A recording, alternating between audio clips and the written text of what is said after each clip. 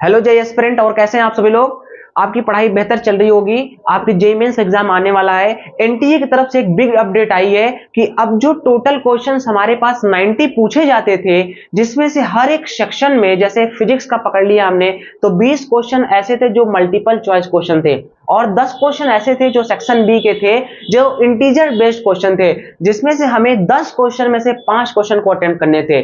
बच्चों, अब एक अपडेट नई आई है कि अब आपको 10 क्वेश्चन नहीं, अब आपको 5 ही क्वेश्चन दिए जाएंगे बच्चों।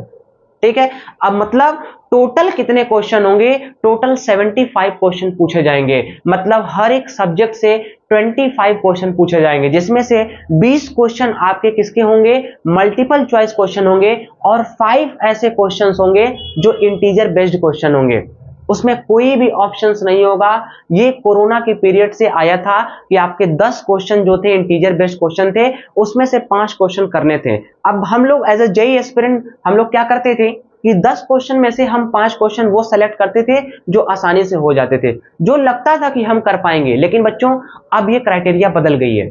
अब एनटीए ने उस 10 क्वेश्चन को हटा के केवल और केवल 5 क्वेश्चंस रख दिया है। मतलब आपको 20 क्वेश्चन मल्टीपल चॉइस करने हैं और 5 क्वेश्चन क्या करने हैं? आपको इंटीजर बेस्ड क्वेश्चन करने हैं। मतलब टोटल क्वेश्चन एक सब्जेक्ट से 25 पूछे जाएंगे। 25 में से 25 ही अटेम्प्ट करने, इसमें कोई भी ऑप्शन आपका नहीं होगा। ऐसे टोटल हमारे क्वेश्चन कितने हो जाएंगे? 75 क्वेश्चन होंगे। पहले 90 पूछे जाते थे, अब हर एक सेक्शन से, हर एक सब्जेक्ट से इंटीजर वाले 5 क्वेश्चन को रिड्यूस कर दिया गया है। ठीक है। तो बच्चों, अब जो है हमारे पास चैलेंजिंग बहुत ज्यादा है ना। पहले हमारे पास प्रेफरेंस था कि 10 क्वेश्चंस है, 10 में से हमें 5 करने हैं और 5 को स्किप कर देने हैं। उस 5 में से हमारा 3, 4, लगभग 5 भी सही हो जाता था। लेकिन अब हमारे पास 5 ही चॉइस होगी, उस 5 को ही अटेम्प्ट करने हैं। अब इसके अलावा मेरे पास चॉइस नहीं होगा।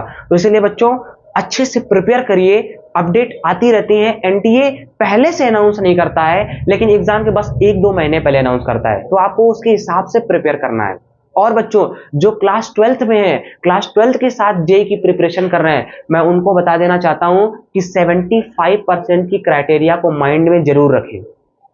मैं इसलिए कह रहा हूं, कब क्या हो सकता है। अगर 75% ना हुआ, कभी क्राइटेरिया हटा दिया, वो ये भी कह सकता है कि भाई कोरोना पीरियड में क्या था कि पढ़ाई नहीं हुई थी तो 75 क्राइटेरिया नहीं थी। लेकिन आगे चल के उसने फिर से लगा दिया कि 75 क्राइटेरिया होनी चाहिए एग्जाम के 2 महीने पहले, और आपने क्या किया? आपके बोर्ड एग्जाम में तो 75% से कम है। इसीलिए पहले प्रायोरिटी किस पर दीजिए? अभी आप जेईई मेंस का एग्जाम दीजिए, जनवरी वाला, ठीक है, लेकिन उसके बाद आपका बोर्ड है।